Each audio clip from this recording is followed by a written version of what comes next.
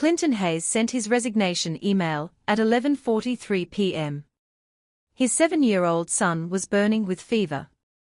The school had already threatened to call social services. He had nothing left to give. At 12:07 a.m., a knock came at the door. Sophie Warrington stood there in the pouring rain. No security. No assistant. No umbrella. Just the CEO of the company he had walked away from hours earlier. She wasn't there to apologize. She was there to beg. "If you don't help me, I lose everything." Clinton looked at her. Then back toward the bedroom, where his boy lay shivering. Should he slam the door? Or let her in? 6 hours earlier, Clinton sat on the 42nd floor. In a glass-walled boardroom. Watching Japanese investors nod politely at glowing quarterly slides. His phone buzzed once. Twice. 3 times. He ignored it. He had to. Warrington Tech was hours from signing a £1.8 billion merger. And Clinton was the only engineer who truly understood the vault. The unbreakable encryption system he had built from nothing 6 years ago. Back when the company lived in a drafty warehouse. And Sophie was just the founder's daughter learning the ropes. His phone buzzed again. Tom Carver, the CTO, glanced over and raised an eyebrow. Clinton gave a tiny shake of the head. It could wait. It couldn't. When the meeting broke for coffee, he finally checked. 4 missed calls from Ollie's school. 1 voicemail.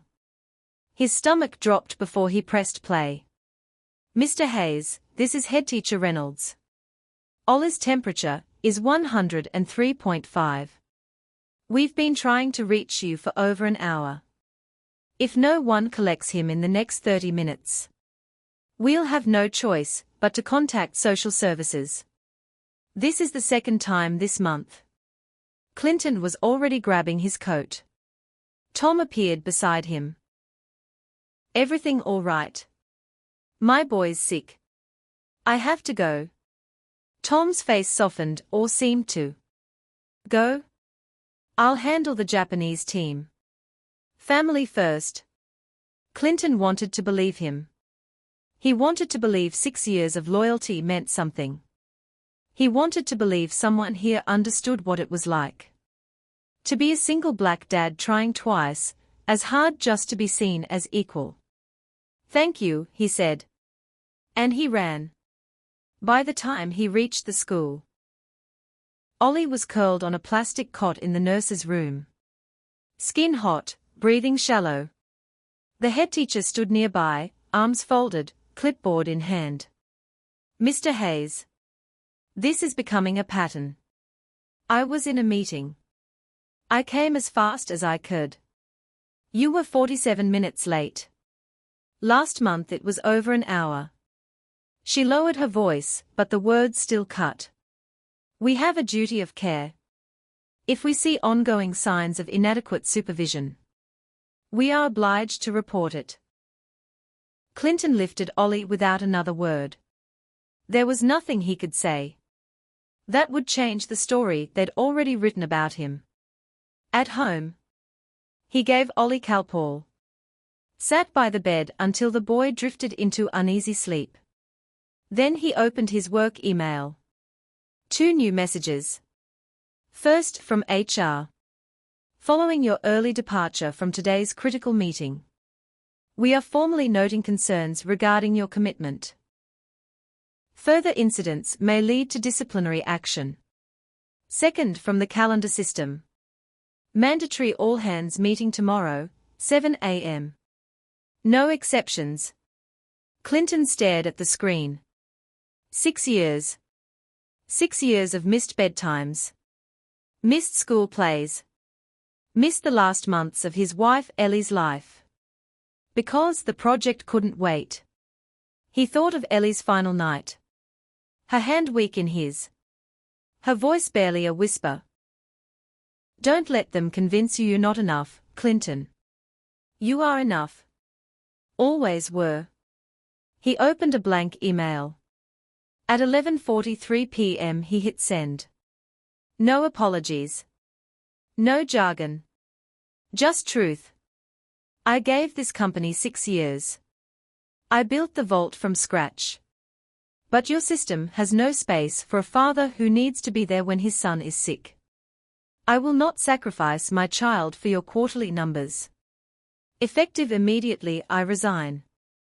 He closed the laptop. Checked on Ollie. The fever was 104. He laid a cool cloth on the boy's forehead and whispered promises into the dark. Then came the knock. Sophie Warrington looked nothing like the boardroom version. Hair plastered to her face. Mascara streaked. Designer coat soaked through. No driver. No entourage. Just a woman alone in the rain at 7 minutes past midnight. The vault locked itself down, she said. 15 minutes after your email landed. Clinton leaned against the door frame, blocking her way. And you're the only one who can open it. You wrote the master key. I quit. Find someone else. Sophie's jaw clenched. She was fighting every instinct to command. But she had no power here. For once, money couldn't buy what she needed. If we don't regain access in 48 hours, the merger dies. The company dies. 23,000 people lose their jobs.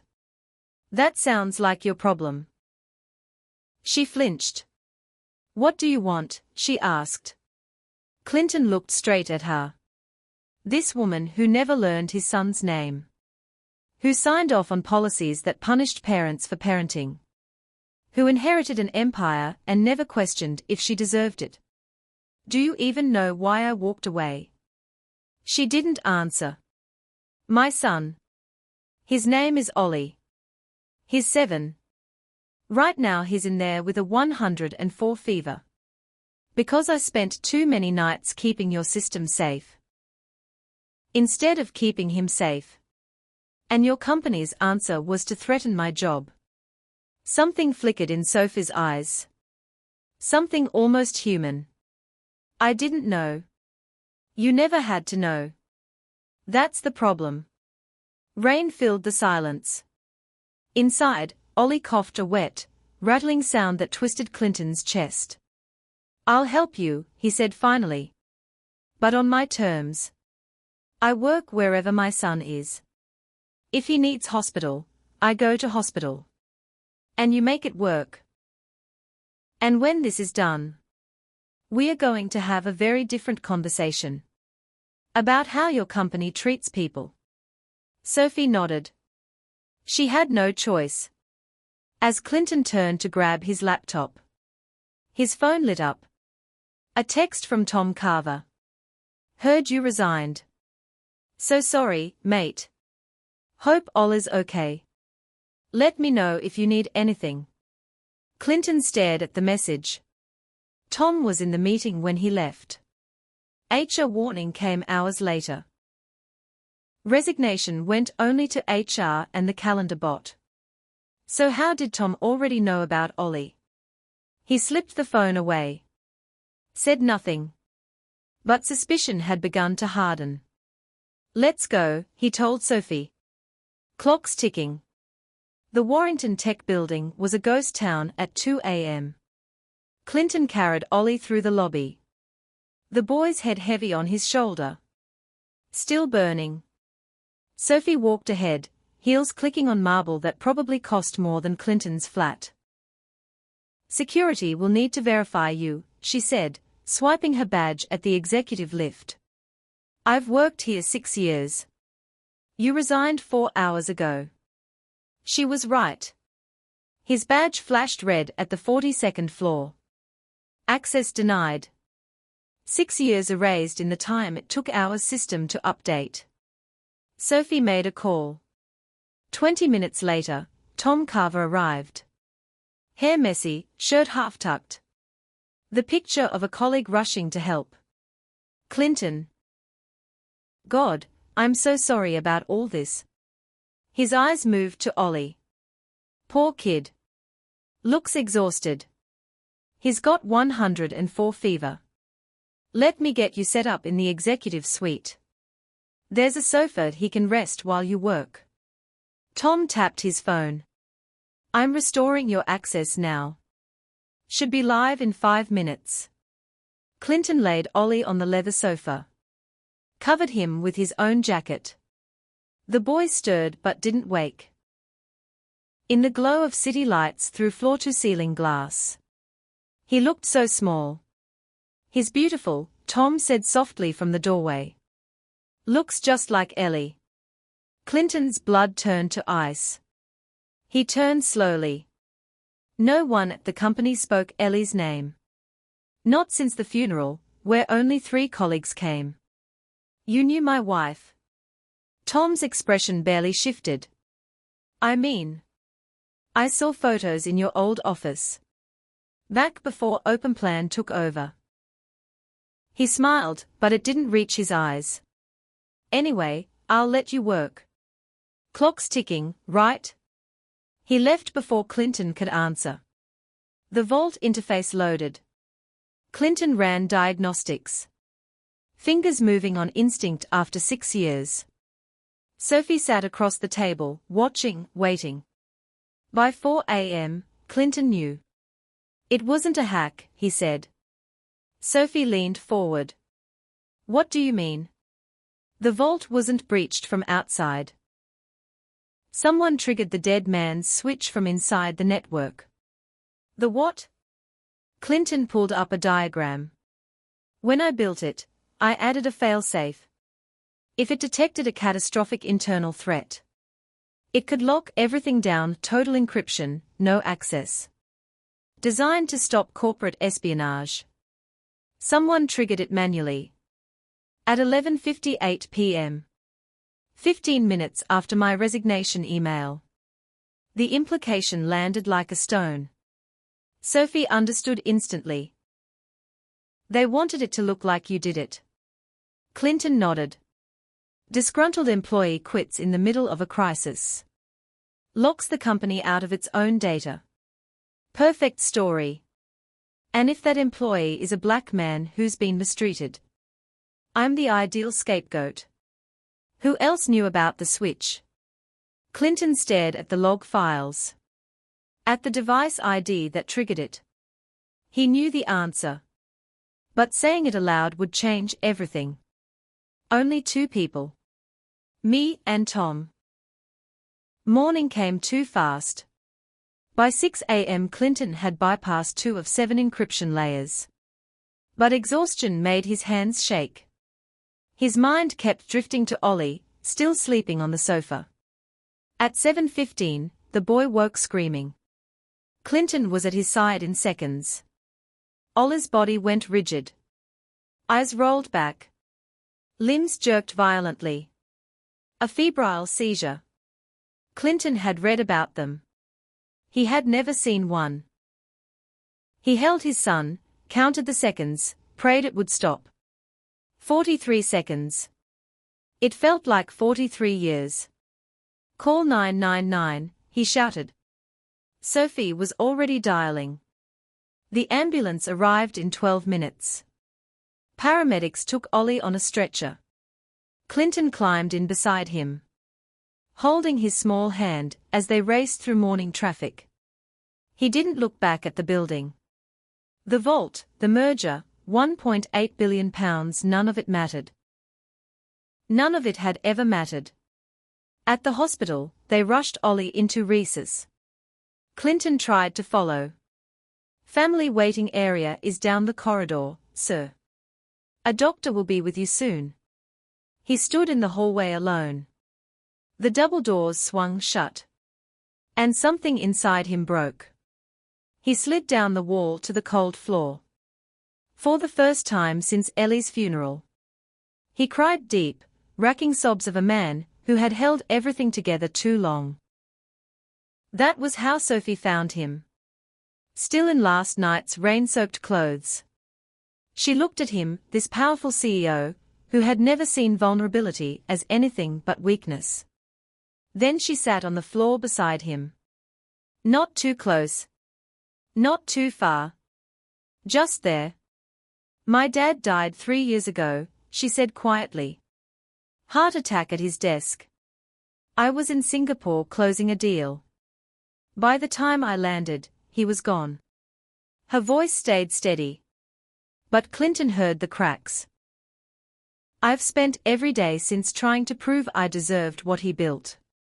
I never stopped to ask what I lost along the way. Clinton wiped his eyes. Why tell me this? Because you might be the first person in years who sees me as more than a title. A doctor appeared.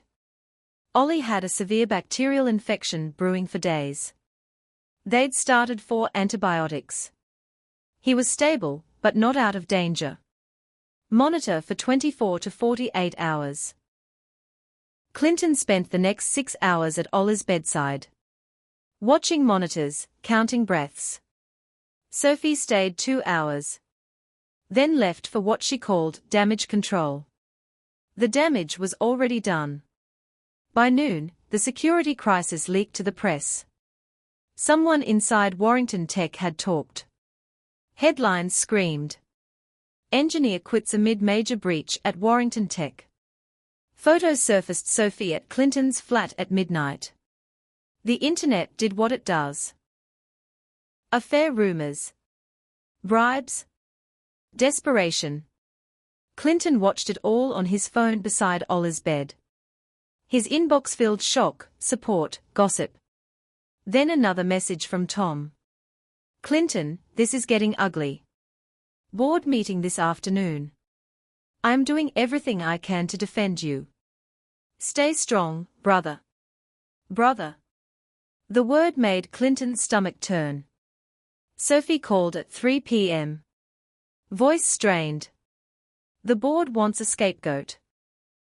They'll name you primary suspect unless we prove otherwise in 24 hours. And what do you want? I want to fix this. But I need you to come back and finish what you started. Clinton looked at Ollie sleeping peacefully now. You know what it'll look like if I come back. Like I'm crawling. Begging for my job. I know. Then why should I? Sophie's answer surprised him.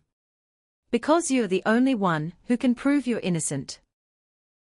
And because I'm asking you. Not the company, not the board. Me?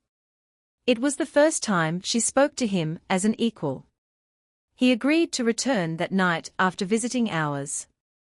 Sophie arranged and personally paid for a private nurse for Ollie. It wasn't trust. But it was close. When he got back to the office at 11 p.m. It was worse than expected. Tom had been busy. In the hours since the board meeting. He'd quietly built a file every time Clinton left early. Every missed meeting. Every personal issue affecting work. It's for your protection, Tom said when confronted.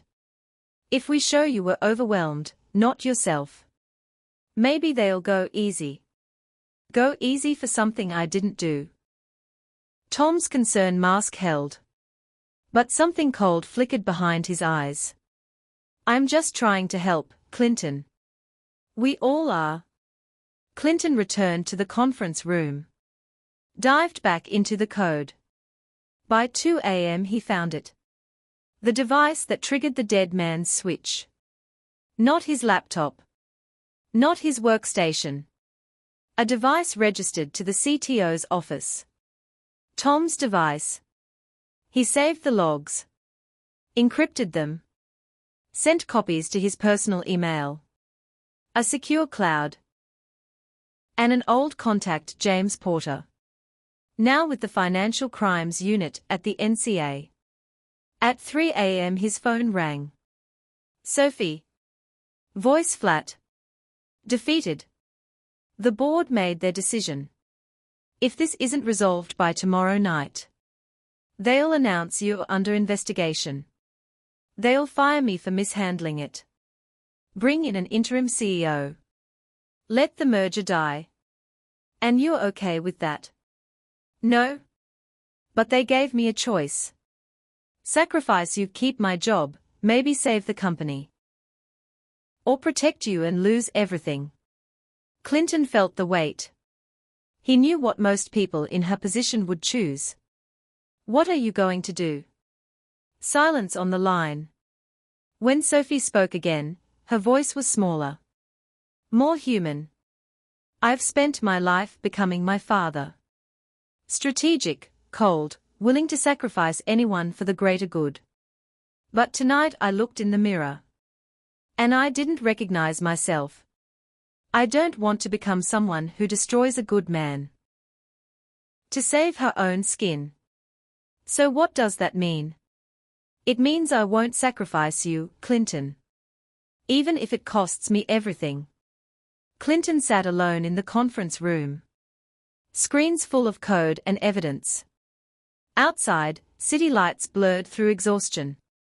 For the first time in 72 hours. He felt something like hope. Tomorrow, he would fight back. Not as a victim. Not as a scapegoat. But as a man who refused to be erased. The board meeting was set for 6 p.m. On the third day. Clinton hadn't slept in over 30 hours. But exhaustion had burned into clarity. He spent the morning at the hospital. Ollie's fever was down to 99.2. Antibiotics were working. Likely discharge in 48 hours. He kissed his son's forehead. Trusted the nurse to call if anything changed. And went to face the people who wanted to destroy him. James Porter met him in the lobby at 5:45. They hadn't spoken much since James joined the NCA 4 years earlier. But some friendships don't need daily contact. James had reviewed the evidence. Spent the last 12 hours getting authorizations. You sure about this? James asked in the lift. Once we walk in, there's no going back. Clinton thought of Ollie in that hospital bed.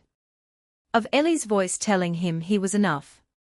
Of every time he'd swallowed anger to play by rules that kept him small. I've been going back my whole life, he said. Today I go forward. The boardroom was glass and mahogany built to intimidate. 12 board members sat around the oval table. Faces schooled into neutrality. Sophie sat at the head, looking like she hadn't slept. Tom sat to her right, radiating calm confidence.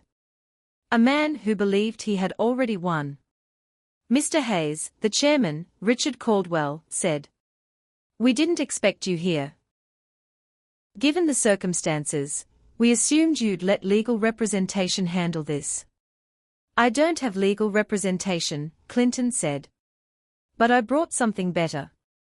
He nodded to James, who stepped forward and placed his credentials down. James Porter, National Crime Agency, Financial Crimes. Here in an advisory capacity at Mr. Hayes' request. The room chilled. Tom's smile flickered just for a second. This is highly irregular, Richard said. This is an internal matter. It stopped being internal, Clinton replied. When someone committed fraud and computer crime. To sabotage a £1.8 billion merger. He connected his tablet to the display. If you'll give me 5 minutes. I'll show you exactly what happened and who did it. Richard looked around the table. At Sophie. She nodded once. Proceed. First slide, Vault architecture simplified. Clinton explained the dead man's switch. How only 2 people knew it existed. How it was triggered at 11:58 p.m., 15 minutes after his resignation. Next slide, device log. Serial number. Registered owner, Tom Carver, Chief Technology Officer. Tom laughed hollow. That's absurd. Someone spoofed my credentials. Clinton has the technical knowledge to do exactly that. I do, Clinton said. That's why I anticipated the defense. Next slide, security footage from 11:58 p.m. Tom, alone in his office, typing at the exact moment the switch triggered. Timestamp matched perfectly. I was working late, Tom said. Voice losing smoothness. That proves nothing. By itself, no. Final slide, email chain. Messages between Tom and senior people at Nexus, Warrington's main competitor. Tom had agreed to sabotage the merger. In exchange, CEO position once Nexus bought the broken company cheap. Emails discussed timing, payments, and how to frame the breach as the work of a disgruntled employee. They needed a scapegoat, Clinton said, looking straight at Tom. A black engineer who'd just quit after years of mistreatment. Someone the public would easily blame. You were counting on the board being too desperate to look closely at the evidence. Tom's mask shattered. He stood so fast his chair tipped over. This is fabricated. He's framing me because I documented his performance issues. This is the vindictive behavior I warned you about. Then you won't mind if the NCA examines your personal devices, James said calmly. I have a warrant ready. We can do it here, or downtown. The room exploded. Shouting. Demands for lawyers.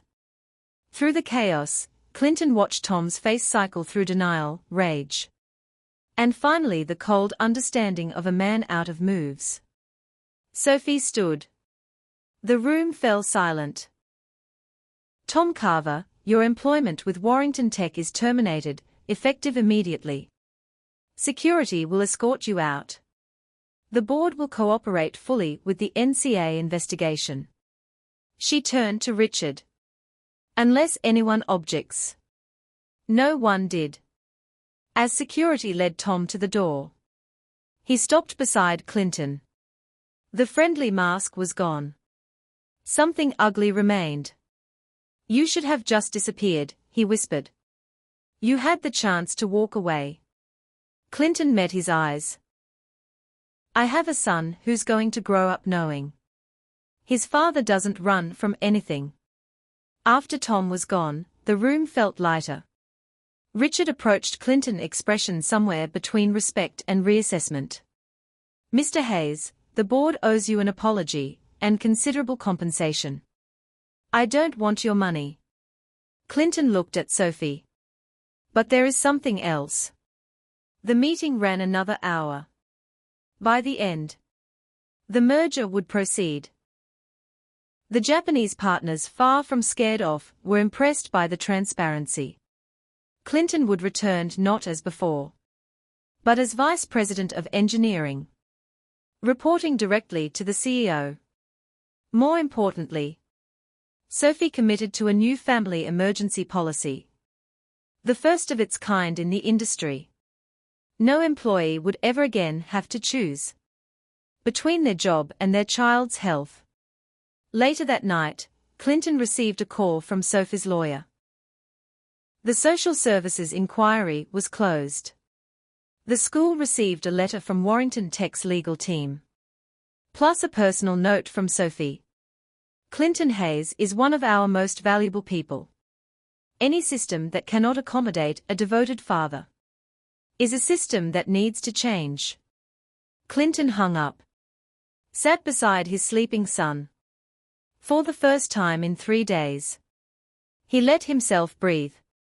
1 week later, Ollie opened his eyes and found his dad right where he'd been every morning and night. Dad? Voice weak, but clear. Did you get fired? Clinton smiled, squeezed his hand. No, buddy. I didn't get fired. But you quit. I heard you on the phone. I did quit. But then I went back on my terms this time. Ollie thought about it the serious way only 7-year-olds can.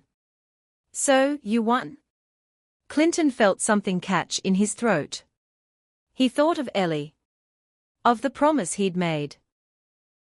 Of all the nights he'd wondered if he was failing. "Yeah," he said softly. "This time I won." Ollie smiled. Closed his eyes again. "You always win, Dad." Clinton held his son's hand. Let the tears come. But this time they weren't grief. They weren't exhaustion. They were something else entirely. 2 weeks after the crisis, Sophie stood before the whole company at an all-hands. She announced the new family emergency policy. Flexible working. The commitment to treat people as humans, not resources. "We almost lost one of our best people," she said. "Because this company had no room for a father who needed to be there for his sick child. That failure was mine. And I'm going to make sure it never happens again." After the meeting, she stopped by Clinton's new office. A corner room with real walls and a door that closed. She placed a small card on his desk. Inside, a photo of Ollie in the hospital, grinning despite the fall, holding a teddy bear that had arrived anonymously on day 2. Clinton looked at her. "You didn't have to do that." Sophie shrugged. "I know. But I wanted to." She left without another word. But something had shifted between them. Not friendship exactly. Mutual recognition. They had both been changed by those 72 hours. That night, Clinton sat by the window of his flat, watching Ollie sleep peacefully in his own bed for the first time in weeks. The fever was gone. Color back in his cheeks. He looked like a normal 7-year-old again. Dreaming whatever 7-year-olds dream. Clinton whispered into the darkness. To someone who wasn't there, but who he knew was always listening. "I kept my promise, Ellie. He's not alone. And neither am I." Outside, the city hummed sirens, traffic, life. But inside that small flat, there was only peace. The door that opened at midnight hadn't led to destruction after all. It had led here. To a new beginning built on the wreckage of a system that tried to break him. Clinton Hayes had refused to be broken. And that made all the difference. Sometimes the hardest door to open isn't the one in front of you. It's the one inside you. The one that says you're not enough. That you should accept less. That fighting back isn't worth it. Clinton's story reminds us. Standing up for yourself isn't selfish. Being a good parent and a good professional aren't opposites. And sometimes the people who seem to have all the power are the ones who most need to change. If this story moved you, if it made you think about the choices in your own life, remember Clinton. Remember that you are enough. You always were.